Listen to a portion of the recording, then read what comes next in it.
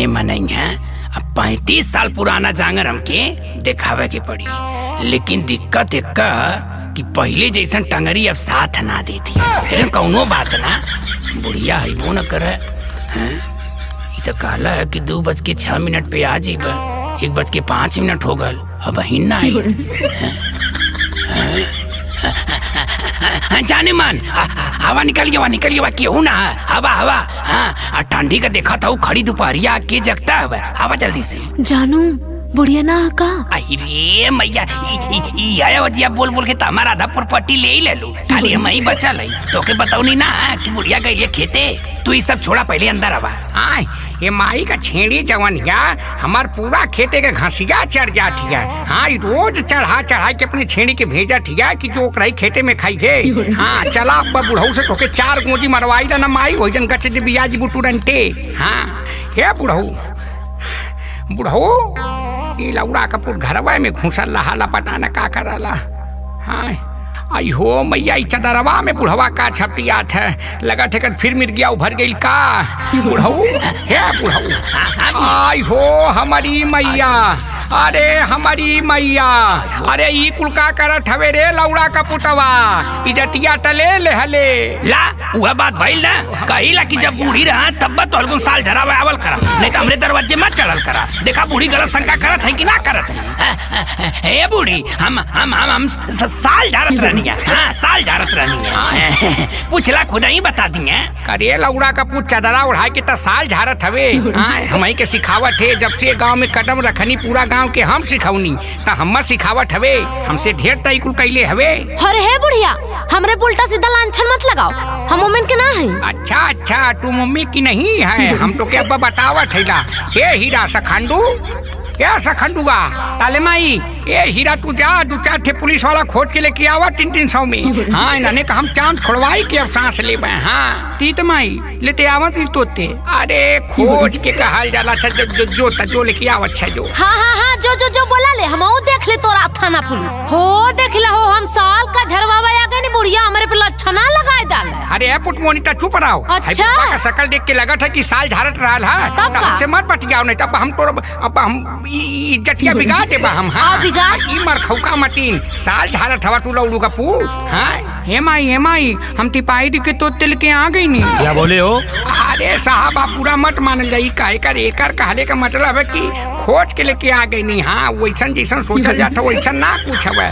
जब तो के ना बोले के रहल तो मत बोलल कर तू नहीं तय। क्या परेशानी है तुम लोगों को, बताओ। हाँ साहब, हम बतावत लला सुना का परेशानी हवे।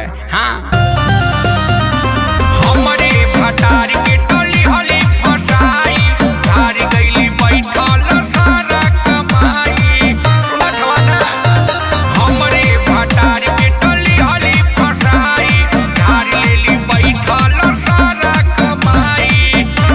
मोर बोला सारी के झूठा यही जाते भागे न पाईबू, मार बोला सारी के झूठा यही जाते भोगे न पाईबू। पूछते हम लोला तोहार पुता का तो जो छन लगाईबू, पूछते हम लोला तोहार पुता का तो जला छन लगाईबू।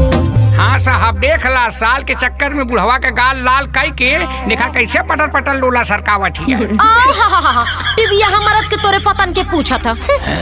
ए बुड्ढे, कैसे गाल लाल की हो, क्या कर रहे थे तुम, बताओ। अरे साहब, हम इनकर इलाजवा जे वही करा गई नहीं, गोड़वा फांस गया, गच दे गिर गई नहीं, इनकी ओठवा से लग गया मेरे गलवा पे, ये वही न छूटल का।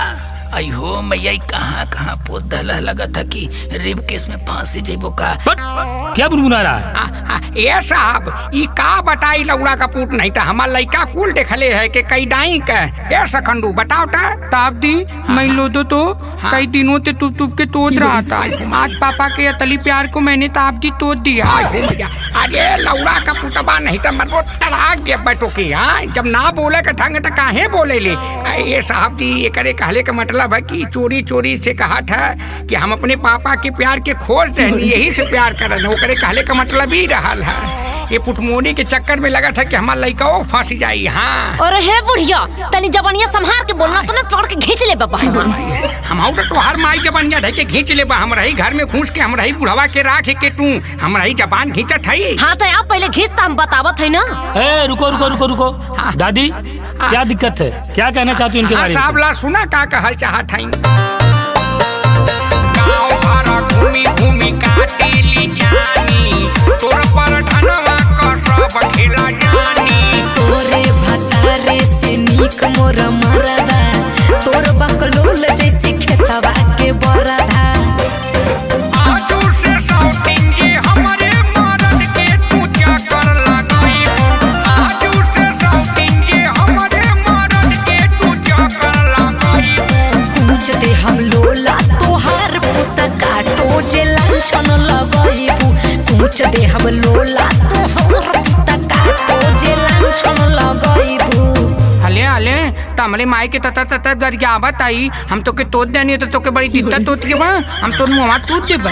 अरे तू तुलाबा मर बच्चा से बगल वाला लो जाई तन जबनिया संभाल के बोल। साहब इतनी बर्बादी के इतना बड़ा बतंगड़ बना धरा लोगन। खाली बस इतना में बात रह लिया कि हम साल का झाड़ देनी हमरे जीवन का ससुरा काल बन गया। अगर साहब हमरे ये सच्चाई वाली बाती पे भरोसा ना हो तो चला हमके फांसी देता। हमके फांसी मंजूर है। तो ठीक है चलो चलो थाने चलो। का साहब तू मजाक करत हवा। अब गरीब मनई के मुँह से निकल गया तो तू सीरियस मान लेला। अरे साहब कुल घरवा भर मिल के हमके फसावत हवा। ले जा साहब कुल उनके बंद करा और हमके छोड़ दा। तू ही माई अपनी आप के चला कर ओ दादी क्या कर रही हो तुम? रुको दादी क्या कर रहे हो तुम? ये साहब इकर हम नटाई आपके मुँह दे फसावत है पुटमोनी। ए दादी शांत रहो। तुम्हारी बात अभी सुना हूँ ना। ये लड़की क्या कहना चाह रही है? ए लड़की बताओ तुम बुढ़िया के बारे में क्या कहना चाहती हो? ले साहब सुनी। हतरी बहुत हई देखले तहु त रहरी तोर धन में के रखले। ओही कारा कमनो साहब की फैसले की हर जइया मोर फटार के अवसले। सुनला काढ़े परी जाऊ खाड़े बझोटा जे उल्टा फसाईबू। काढ़े परी जाऊ खाड़े बझोटा जे उल्टा फसाईबू। पूछ दे हम लोला तोहार पुत काटो जे लांछन लगाईबू। पूछ दे हम लोला तोहार पुत काटो जे लांछन लगाईबू। सुनो तुम लोगों की बात मुझे समझ में नहीं आई, इसलिए तुम लोगों को सबको थाने पे चलना होगा।